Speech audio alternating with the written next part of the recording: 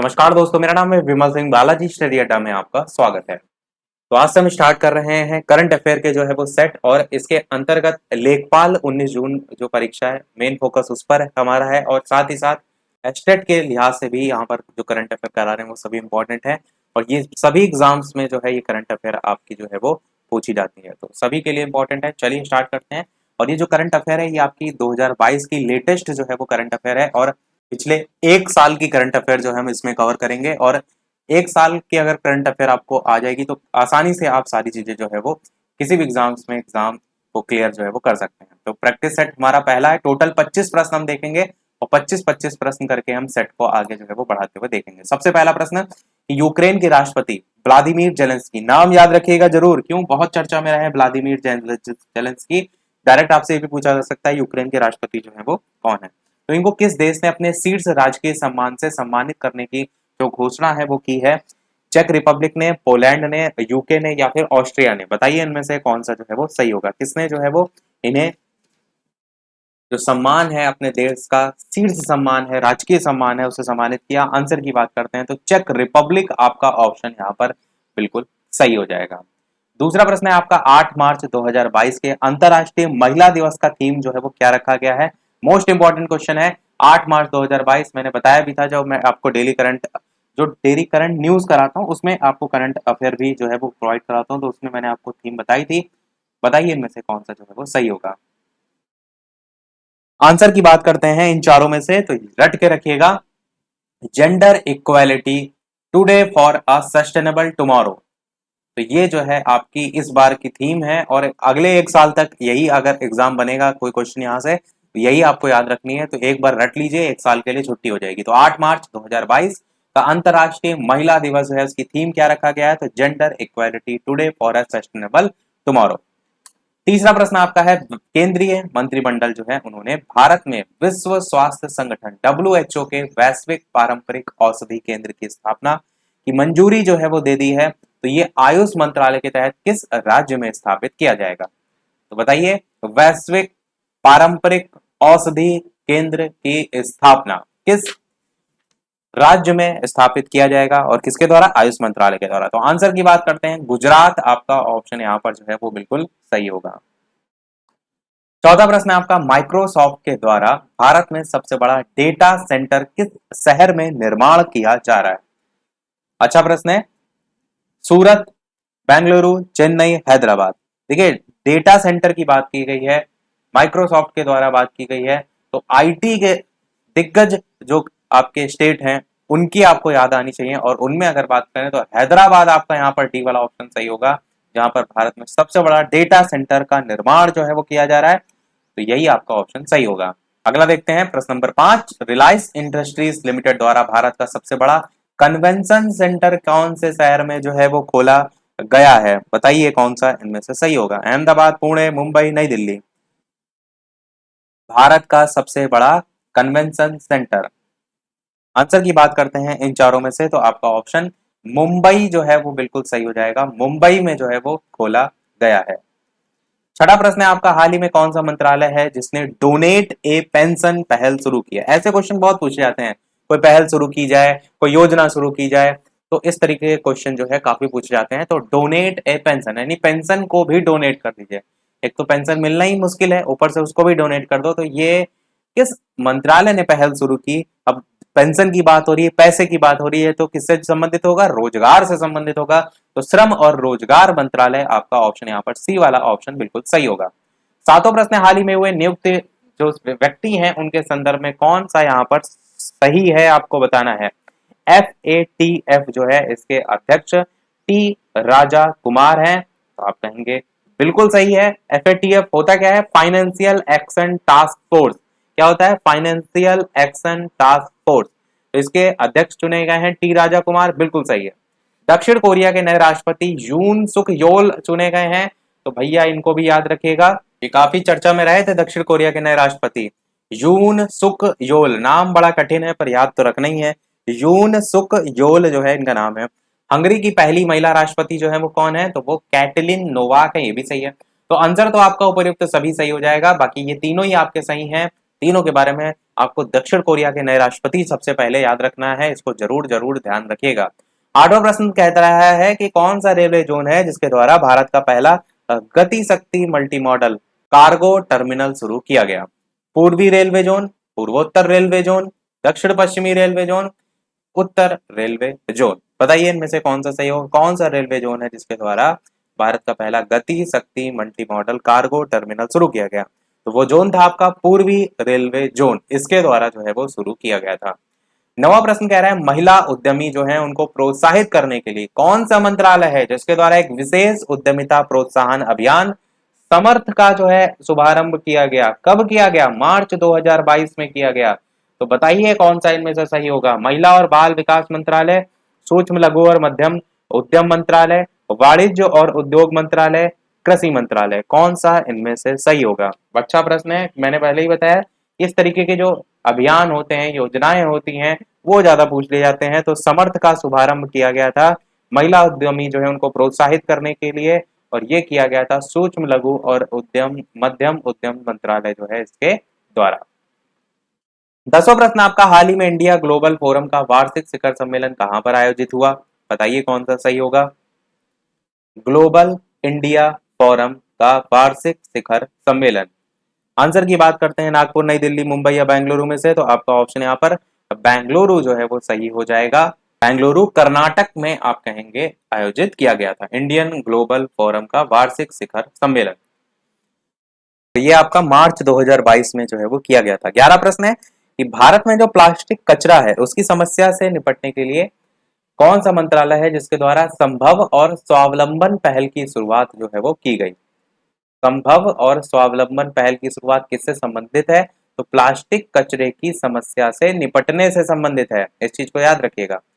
देखिए संभव वर्ड्स को आप ऐसे जोड़ सकते हैं कि जो प्लास्टिक कचरा है उसका निपटान क्या संभव है? आप कहेंगे बिल्कुल संभव है। स्वावलंबन को भी ऐसे थोड़ा सा किसी पॉइंट से जोड़ सकते हैं। तो बताना आपको ये पहल की शुरुआत की किसने थी?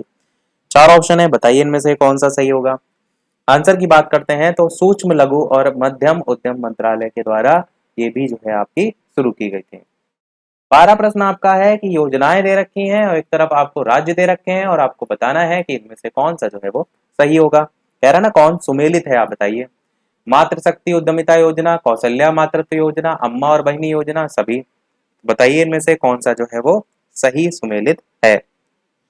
आंसर की बात करते हैं इन चारों में से, तो मातृशक्ति उद्यमिता जो योजना है वो हरियाणा जो है वो सरकार के द्वारा चलाया गया, बिल्कुल सही है। कौशल्या मातृत्व योजना छत्तीसगढ़ जो राज्य है उसमें चलाया गया, बिल्कुल सही है।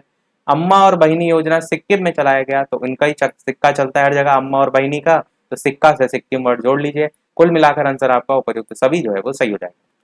13 प्रश्न कह रहा है हाल ही में कौन सा मंत्रालय है जिसने अखिल भारतीय कार्यक्रम झरोखा का आयोजन किया? फिर से इंपॉर्टेंट क्वेश्चन आ गया, झरोखा ऐसे डायरेक्ट बहुत पूछे जाते हैं क्वेश्चन। झरोखा का आयोजन किसने किया? किस मंत्रालय ने अखिल भारतीय कार्यक्रम झरोखा का आयोजन किया? शिक्षा मंत्रालय, वस्त्र मंत्रालय, या फिर आपका संस्कृति मंत्रालय, या फिर बी और सी दोनों? तो बताइए इनमें से कौन सा सही होगा। आंसर की बात करते हैं तो वस्त्र मंत्रालय भी आपका होगा, संस्कृति मंत्रालय भी आपका होगा, तो आंसर आपका बी और सी दोनों ही आपका बिल्कुल जो है वो सही होगा, झरोखा का आयोजन। अगला प्रश्न 14 कह रहा है भारत का कौन सा राज्य है जिसमें देश का पहला अंतरराष्ट्रीय फर्नीचर पार्क बनाया जाएगा? सोचिए, ऐसा पार्क अंतरराष्ट्रीय फर्नीचर। तो ऑप्शन एबीसीडी में से गुजरात, मध्य प्रदेश, तमिलनाडु या आंध्र प्रदेश में तमिलनाडु आपका सही होगा। तमिलनाडु के मुख्यमंत्री कौन है? तो आप कहेंगे एम के स्टालिन। क्या नाम है इनका? एम के स्टालिन। इन्होंने ही घोषणा की थी कि देश का पहला अंतरराष्ट्रीय फर्नीचर पार्क तमिलनाडु में जो है वो बनाया जाएगा, एम के स्टालिन। 15 नंबर प्रश्न आपका है कि Skoch state of governance report 2021 में कौन सा राज्य है जिसको पहला स्थान जो है वो प्राप्त हुआ? पश्चिम बंगाल, आंध्र प्रदेश, या फिर आपका हिमाचल प्रदेश, या फिर तेलंगाना? बताइए कौन सा सही होगा। और इस प्रकार की जो रैंकिंग है हम अलग से वीडियो एक बना करके आपको एक साथ सारी रैंकिंग जो है वो पढ़ा देंगे, इससे आपको रैंकिंग याद हो जाएंगे, तो यहाँ से अगर कोई क्वेश्चन आएगा तो आप कर ले जाएंगे। और इसके अलावा वीडियो पसंद आए तो लाइक, शेयर और सब्सक्राइब सभी लोग अवश्य करते रहिएगा। इसी प्रकार अच्छे अच्छे प्रश्न हम प्रैक्टिस करते रहें, बस इन प्रश्नों को याद जरूर कर लीजिएगा डेली का डेली, तो फिर इतना जो है आपको ऊपर बोझ नहीं होगा पेपर की तारीख नजदीक आने पर। आंसर की बात करते हैं इन चारों में से, तो आंध्र प्रदेश आपका जो है जिसको पहला स्थान प्राप्त हुआ है Skoch state of governance report 2021 में। 16 नंबर प्रश्न आपका है, हाल ही में कौन सी राज्य सरकार ने women at the rate work कार्यक्रम जो है उसकी शुरुआत की है? महाराष्ट्र, गुजरात, केरल, कर्नाटक। बताइए इनमें से कौन सा जो है वो सही होगा। Women at the rate work कार्यक्रम की शुरुआत किस राज्य सरकार ने जो है वो की है? महाराष्ट्र, गुजरात, केरल, कर्नाटक। आंसर की बात करते हैं इन चारों में से, तो कर्नाटक आपका बिल्कुल जो है वो सही होगा। Women at the rate work कार्यक्रम की शुरुआत जो है वो कर्नाटक के द्वारा जो है वो की गई है। 17 नंबर प्रश्न आपका है, महिला और बाल विकास मंत्रालय और शिक्षा मंत्रालय ने कौन सी संस्था है जिसके सहयोग से जो किशोरी हैं उनको स्कूल में वापस लाने के लिए कन्या शिक्षा प्रवेश उत्सव का कार्यक्रम शुभारंभ किया? यूनिसेफ के द्वारा, यूनेस्को के द्वारा, गूगल के द्वारा, माइक्रोसॉफ्ट। ऑप्शन काटना सीखिए, गूगल ये सब कभी काम नहीं करता है और माइक्रोसॉफ्ट भी नहीं करता है। यूनेस्को और यूनिसेफ यही ज्यादा भलाई वाले काम करते हैं, इन्हीं दोनों में कोई आंसर होगा। और आंसर की बात करते हैं इन दोनों में से, तो आपका यूनिसेफ ने जो है वो कन्या शिक्षा प्रवेश उत्सव जो है उसका शुभारंभ किया। 18 प्रश्न, हाल ही में कौन सा शहर है जिसमें देश के पहले ड्रोन स्कूल का उद्घाटन किया गया? बहुत ही बढ़िया प्रश्न है, पहला ड्रोन स्कूल। तो ऑप्शन एबीसीडी में से कौन सा हो सही होगा? आंसर की बात करते हैं तो आपका यहाँ पर ग्वालियर जो है वो सही होगा। और ग्वालियर आता कहाँ पर है? तो मध्य प्रदेश में आता है, एमपी में आता है। और एमपी जो है इसके जो मुख्यमंत्री हैं जिनका नाम है शिवराज सिंह चौहान, उन्होंने जो है इसका जो उद्घाटन है वो किया था। और इन्होंने उद्घाटन के साथ साथ ड्रोन उड़ा करके भी इसका जो उद्घाटन है वो किया था। तो ग्वालियर आपको याद रखना है। और यहाँ पर ड्रोन स्कूल में एक्चुअल में जो अत्याधुनिक सुविधाएं हैं वो सब प्रदान की जा रही हैं, मेन उद्देश्य वो है आपका। तो ग्वालियर आपका सही होगा, अच्छा प्रश्न है, याद रखिएगा। 19 प्रश्न है, हाल ही में कौन सा राज्य सरकार है जिसने ये घोषणा की कि वो जल्द ही $1 ट्रिलियन की अर्थव्यवस्था वाला भारत का पहला राज्य बन जाएगा? आप देखिए 1 ट्रिलियन पैसा कम तो होता नहीं, और पैसा ज्यादा होगा कहाँ? वहीं होगा जहां पर लोग ज्यादा मूवी में काम करते हैं, एक्टर एक्ट्रेस रहते हैं। और वो स्थान क्या है? मुंबई, महाराष्ट्र। तो देखिए ऑप्शन में कौन सा, गुजरात, महाराष्ट्र, उत्तर प्रदेश या हरियाणा? महाराष्ट्र दे रखा है, बी वाले ऑप्शन के साथ जाइए तो $1 ट्रिलियन की अर्थव्यवस्था वाला भारत का पहला राज्य बन जाएगा। 20 प्रश्न है, भारत की पहली मेडिकल सिटी जिसका नाम है इंद्रायणी मेडिसिटी। तो ये भारत की पहली मेडिकल सिटी है जिसका नाम जरूर ध्यान रखिएगा। और कौन से शहर में स्थापित किया जाएगा? हैदराबाद, इंदौर, पुणे, पुरी। बताइए इनमें से कौन सा सही होगा। आंसर की बात करते हैं इन चारों में से, तो पुणे में जो है आपका पहली मेडिकल सिटी जो है इंद्रायणी मेडिसिटी जो है वो स्थापित की जाएगी। इसको थोड़ा सा ट्रिक से भी जोड़ सकते हैं कि जो आपका मेडिकल स्तर बनाया जा रहा है, कोई एक दो अस्पताल नहीं बनेंगे, पूरी सिटी जो है वो बनेगी। तो पूरी से पुणे याद रख सकते हैं, पूरी सिटी, पहली मेडिकल सिटी इंद्रायणी मेडिसिटी, पुणे से आप जोड़ सकते हैं। 21 प्रश्न है, मोस्ट इंपॉर्टेंट, हाल ही में प्रधानमंत्री नरेंद्र मोदी के द्वारा 11वां खेल महाकुंभ 2022 का उद्घाटन कहाँ किया गया? अहमदाबाद, इंदौर, लखनऊ, वाराणसी। बताइए इनमें से कौन सा जो है वो सही होगा। इंपॉर्टेंट क्वेश्चन है आपका, चर्चा में जो प्रश्न ज्यादा रहते हैं ना वो ज्यादातर पूछे जाते हैं। आंसर की बात करते हैं इन चारों में से, तो अहमदाबाद आपका जो है वो सही हो जाएगा। प्रधानमंत्री नरेंद्र मोदी के द्वारा 11वें नंबर भी याद रखिएगा, कौन सा खेल महाकुंभ है? 11वें खेल महाकुंभ 2022 का उद्घाटन अहमदाबाद में जो है वो किया गया। और ये जो आपका उद्घाटन किया गया था ये किस स्टेडियम में किया गया था? तो सरदार पटेल स्टेडियम जो है, सरदार पटेल स्टेडियम, उसमें जो है अहमदाबाद में जो है वो इन्होंने, प्रधानमंत्री नरेंद्र मोदी जो है इन्होंने इसका उद्घाटन किया था। कौन सा संस्करण था? तो 11वां नंबर का था, ये भी याद रखिएगा। अच्छा, खेल जो महाकुंभ है इसको गुजरात के जो मुख्यमंत्री थे उन्होंने नियुक्त किया था 2010 में, और फिर धीरे धीरे जो है इसमें और खेल शामिल होते हुए चले गए। 22 प्रश्न आपका, हाल ही में वी डैम संस्था द्वारा जारी डेमोक्रेसी रिपोर्ट 2022, रिपोर्ट आपकी बहुत पूछी जाती है, बताइए कौन सा देश पहले स्थान पर रहा है? Denmark, Sweden, America, Norway. Democracy report 2022। Answer की बात करते हैं इन चारों में से, तो आपका आंसर जो है बिल्कुल आपका ऑप्शन स्वीडन जो है वो बिल्कुल सही हो जाएगा। अब सवाल ये उठता है भारत को कौन सा नंबर मिला? देखिए भारत और जो पहली रैंकिंग है ये दोनों चीजें पता होना चाहिए। भारत को जो रैंकिंग मिली है वो आपका 93 रैंकिंग जो है वो मिली है डेमोक्रेसी। मैंने 93 की जगह 39 लिख दिया, रुकिए इसको रब कर देते हैं 93। तो ये भी ध्यान रखिएगा 93 भारत की रैंकिंग है, पहले नंबर पे स्वीडन है, दूसरे पे कौन है? दूसरे पे आपका डेनमार्क है, तीसरे पे कौन है? तीसरे पे आपका नॉर्वे है। तो ये टॉप 3 आप चाहे तो याद रख सकते हैं। बाकी पूछा अधिकतर जो है आपका पहला और भारत का पहला, यानी भारत जो है कौन से नंबर पे वही पूछा जाता है। 23 नंबर आपका प्रश्न है, हाल ही में इनमें से कौन सा राज्य है जिसने पहली बार अपनी वार्षिक वित्तीय योजना के हिस्से के रूप में बाल बजट पेश किया है? बताइए कौन सा सही होगा, महाराष्ट्र, आंध्र प्रदेश, मध्य प्रदेश, हरियाणा? आंसर की बात करते हैं तो बाल बजट जो है वो आपका मध्य प्रदेश के द्वारा पेश किया गया है। ऑप्शन आपका सी वाला यहाँ पर जो है वो सही होगा। अच्छा प्रश्न है, डायरेक्ट भी बाल बजट पूछा जा सकता है, जरूरी नहीं आपसे ये पूरी कथा कहानी पूछी जाए कि वार्षिक वित्तीय योजना के हिस्से के रूप में इसे पेश किया गया है। डायरेक्ट पूछा जा सकता है बाल बजट कहाँ पेश किया गया।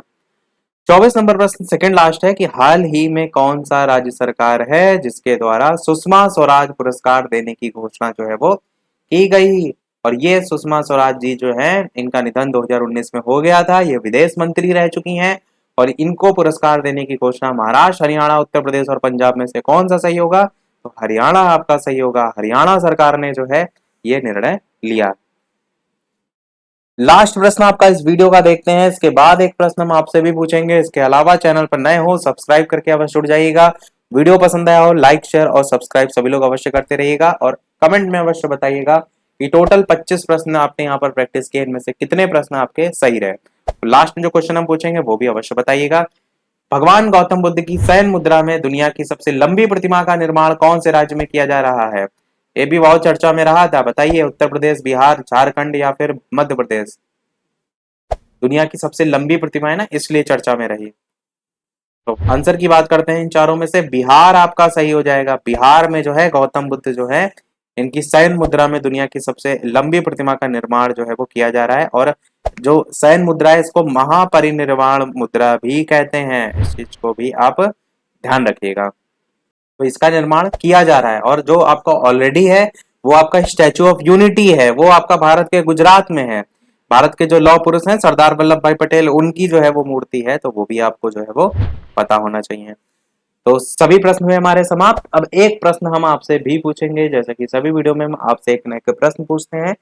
तो इस वीडियो का आपके लिए प्रश्न है जिसका आंसर वीडियो के मेन कमेंट में आपको बताना है कि सड़क पर रहने वाले जानवरों के लिए भारत की पहली एम्बुलेंस सेवा कौन से शहर में शुरू की गई है? अहमदाबाद, इंदौर, चेन्नई, पुणे? बताइए इनमें से कौन सा जो है वो सही होगा और इसका आंसर वीडियो के मेन कमेंट में टाइप करके बताइएगा। लाइव टाइमिंग दो है, दोपहर के 3 बजे और शाम के 8 बजे, तो लाइव आकर भी वीडियो आप देख सकते हैं, प्रश्नों की प्रैक्टिस कर सकते हैं। तो आज के वीडियो में इतना ही रखते हैं, मिलते हैं अगले वीडियो में कुछ नए प्रश्नों के साथ, नए टॉपिक के साथ। तब तक के लिए नमस्कार, जय हिंद।